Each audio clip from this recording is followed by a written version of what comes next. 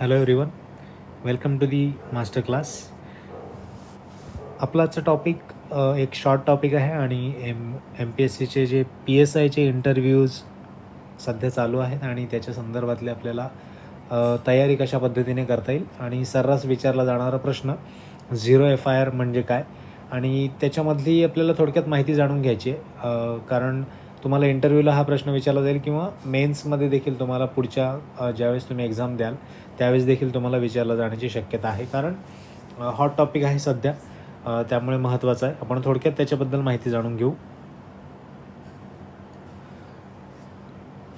Zero FIR जाणून घेण्याच्या आधी आपल्याला प्रथम माहिती अहवाल म्हणजेच फर्स्ट इन्फॉर्मेशन रिपोर्ट म्हणजे काय हे आपण थोडक्यात जाणून घेणं जास्त क्रमप्राप्त ठरतं. तुम्हाला FIR म्हणजे काय, तुम्ही जर PSIची तयारी करत असाल तर मेन्स तुम्ही दिलेली असेल आणि त्या मेन्सचा अभ्यास करताना आपल्याला प्रथम माहिती अहवाल म्हणजेच FIR याच्याबद्दल आपल्याला वाचलेलं असतं किंबहुना आपण प्रश्न देखील त्याच्यावर सोडवलेले असतात. या स्वरूपाचा एक रिपोर्ट असतो आणि तो रिपोर्ट तुमची इत्थंभूत माहिती म्हणजे सुरुवातीला तुम्हाला तुमचं नाव, कंप्लेंट कोणी केले आहे त्याचं नाव, त्याची थोडक्यात सगळी माहिती आपल्याला या रिपोर्टमध्ये दिली जाते आणि याला असं समजलं जातं की तपासाच्या दिशेने हे टाकलेलं पहिलं पाऊल असतं. त्यामुळे त्याची माहिती ही व्यवस्थितपणे भरणं जास्त गरजेचं असतं आणि प्रथम माहिती अहवालावरूनच आपल्याला पुढच्या तपासाची दिशा ठरवली जाते. त्यामुळे ते महत्त्वाचं आपल्याला असणार आहे आणि या सगळ्या गोष्टींमध्ये आपल्याला त्याची व्याख्या देखील लक्षात ठेवायची आहे, कारण आपल्याला व्याख्येवर प्रश्न विचारला जाण्याची शक्यता आहे. ओके, तर व्याख्या काय आहे त्याची, तर दखलपात्र गुन्ह्याची माहिती मिळाल्यावर पोलिसांनी तयार केलेला लेखी दस्तऐवज म्हणजे काय आहे, तर FIR म्हणजे जनरल FIRबद्दल आपण बोलतो आहे. जनरल FIRबद्दल आपण बोलतो आहे. झिरो FIR तो कन्सेप्ट मी तुम्हाला पुढे सांगतो. तत्पूर्वी आपल्याला जो काही साधारण FIR असतो त्याच्याबद्दलची माहिती जाणून घ्यायची आहे. तर दखलपात्र गुन्ह्यांमध्ये दखलपात्र गुन्हा म्हणजे काय, तर तुम्हाला माहिती आहे दखलपात्र गुन्हा हा असा गुन्हा असतो की ज्याच्यामध्ये तुम्हाला विदाऊट वॉरंट अरेस्ट करण्याचे राईट्स असतात. विदाऊट वॉरंट अरेस्ट करण्याचे राईट्स असतात, त्याला आपण दखलपात्र गुन्हा म्हणतो. आणि अदखलपात्र गुन्हा कोणते, तर विथ वॉरंट त्या गुन्ह्यांमध्ये तुम्हाला अटक करावी लागतात. तर अशा पद्धतीने तुम्हाला काय करावं लागतं, दखलपात्र अदखलपात्र याच्यामध्ये भेद करावा लागतो, समजून घ्यावे लागतात. त्याच्यावर तुम्हाला प्रश्न देखील विचारले गेलेले आहेत. याच्या आधी PYQs तुम्ही बघितले तर त्याच्यामध्ये पण तुम्हाला दिसतील आणि याच्या पुढे पण तुम्हाला ते प्रश्न वारंवार रिपिटेशन त्याच्यामध्ये आपल्याला पाहायला मिळतं. ओके, तर हे जर आपण दखलपात्र गुन्ह्यांमध्ये जी FIRची नोंदणी होते कोणत्या कलमानुसार होते, तर 154 कलम 154(1) याच्यानुसार CRPCचं 154व कलम याच्यानुसार आपण काय करतो, FIRची नोंद करतो. ओके, त्यामुळे आपल्याला कायदेशीर आधार देखील माहीत पाहिजे FIRचा कोणता आहे. तर FIR जर नोंदवण्यामध्ये एखादा जर अधिकारी असेल तो अयशस्वी ठरला तर काय त्याला शिक्षा केली जाते हे आपण आता पाहू.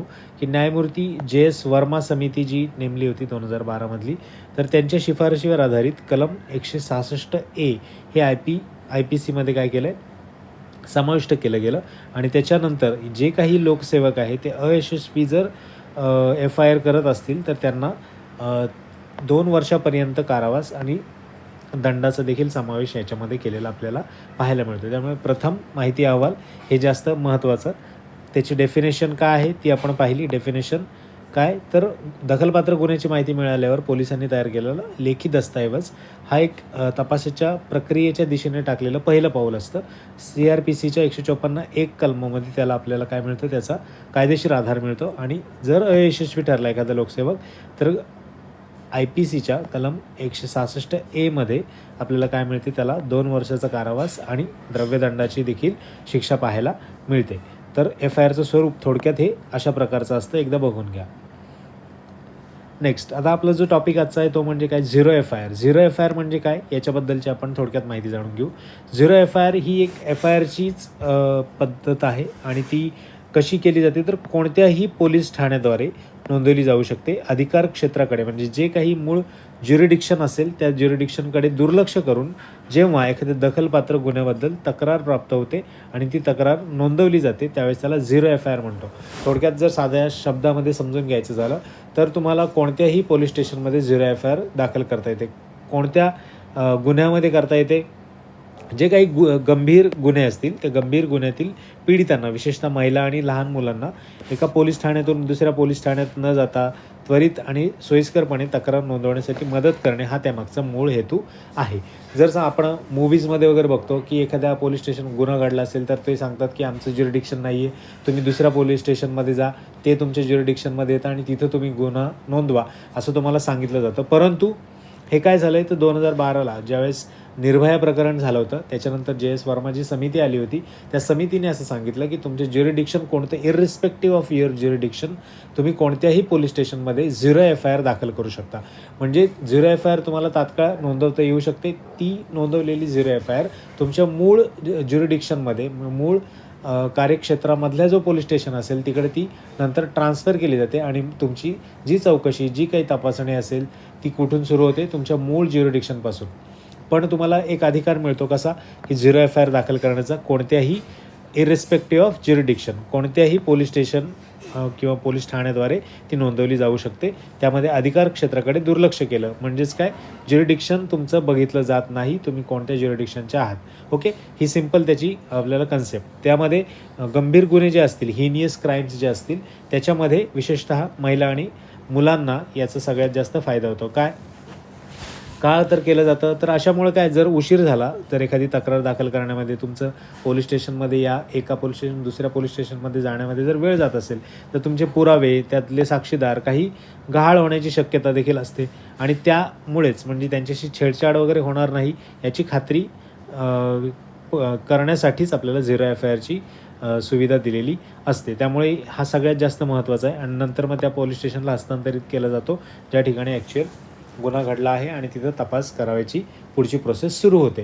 म्हणजे तुम्हाला 0 FIR ही तुमची दखल घेतली जाते आणि तुम्हाला उगाचच या पोलीस स्टेशनमधून त्या पोलीस स्टेशनमध्ये फिरण्याची आवश्यकता पडणार नाही. कोणत्या गुन्ह्यात, गंभीर गुन्ह्यांमध्ये आपल्याला इथे पाहायचं आहे, विशेषतः महिला आणि मुलांसाठी. आता जो हा 0 FIRचा कायदेशीर आधार आहे तो कोणता आहे तो तुम्हाला मी सांगितला. कोणता, तर जे काही 2012मध्ये निर्भयाचं सामूहिक बलात्कार प्रकरण झालं होतं त्याच्यानंतर जी JS वर्मा समिती आली होती त्यांची शिफारशीनंतर आपल्याला 0 FIR दाखल करण्यात आलं. तुम्हाला 0 FIRबद्दल प्रश्न येईल म्हणजे काय, तुम्हाला सांगता आलं पाहिजे. कसा इर्रिस्पेक्टिव्ह ज्युरिडिक्शन ते कंप्लेंट फाईल केली जाते, त्याच्यानंतर कोणाच्या आधारावर केले तर कोणाची शिफारशी आहेत तर न्यायमूर्ती JS वर्मा यांच्या समितीच्या शिफारशी आहेत. त्यानंतर कोणत्या प्रकरणानंतर ही 0 FIRचा कन्सेप्ट तयार झाला तर तो 2012च्या निर्भया प्रकरणानंतर झालेला आहे. त्यामुळे तुम्हाला याच्याबद्दल देखील माहिती असणं आवश्यक आहे. ओके, त्याच्यानंतर 0 FIRच्या तरतुदीला सुप्रीम कोर्ट आणि उच्च न्यायालयाचे विविध जे काही कोर्टच्या केसेस आहेत त्यांचा देखील पाठिंबा मिळाला आहे. उदाहरणार्थ ललिता कुमारी विरुद्ध सरकार UP 2014मधलं सुप्रीम कोर्टाने असं सांगितलं की जेव्हा माहितीने दखलपात्र गुन्ह्याची नोंद केली जाते तेव्हा FIR नोंदवणे अनिवार्य आहे. कोणतीही असं तुम्हाला काही कारणं देऊन ते टाळता येणार नाही, नाहीतर मग तुम्हाला माहिती आहे 2 वर्षाची शिक्षा आणि प्लस द्रव्यदंड देखील त्याच्यामध्ये आहे. सो या केसने तुम्हाला अनिवार्य FIR नोंदवणे अनिवार्य आहे असं सांगितलेलं आहे. तुम्हाला डायरेक्ट केस विचारली जाणार नाही तरी पण आयोग याच्या पुढे आपल्याला माहिती आहे खूप डीपमध्ये प्रश्न विचारतो आहे, तरीसुद्धा एकदा लक्षात ठेवण्याचा प्रयत्न करा.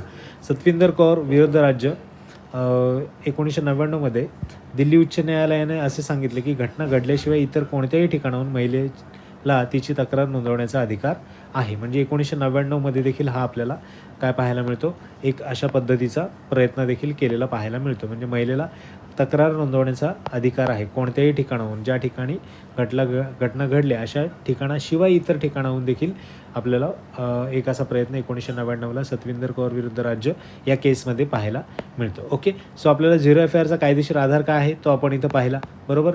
त्याच्यानंतर 0 FIR म्हणजे काय एक्झॅक्ट त्याच्याबद्दलची तुम्हाला माहिती सांगितली, कशा प्रकारे ती नोंदवली जाते आणि जर नोंदवली नाही तरी देखील आपल्याला काय काय प्रॉब्लेम्स लोकसेवकांना फेस करावे लागू शकतात ते देखील आपण पाहिलं.